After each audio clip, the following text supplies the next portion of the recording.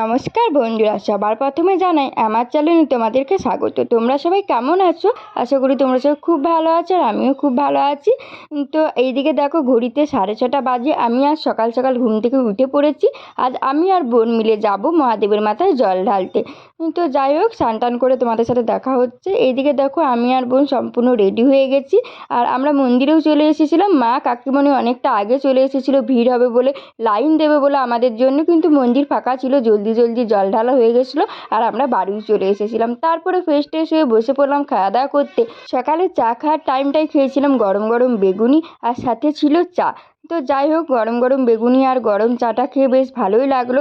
আমরা 9টা 9:30টার সময় আমরা বাড়িতে মুড়ি খাই, তো আজকে খেয়েছিলাম গরম গরম বোঁদে। তো যাই হোক, বোঁদেগুলো খুব ভালো লাগছিলো খেতে। আর এইদিকে দেখো, কাকিমণি সমস্ত সবজি কাটছিল, কারণ কাকু আর ঠাম্মি তারা তো মেলের বার করেনি, সেই উপলক্ষে তাদের জন্য মানে ভাত সবজি রান্না হবে, সেগুলো কাকিমা রেডি করে নিচ্ছিল। আর আমাদের জন্য করে দিয়েছিল সাবু মুগ ডাল দিয়ে সমস্ত সবজি দিয়ে একটা খিচুড়ি মতো। এটা খেতে আমার ভীষণ ভালো লাগে।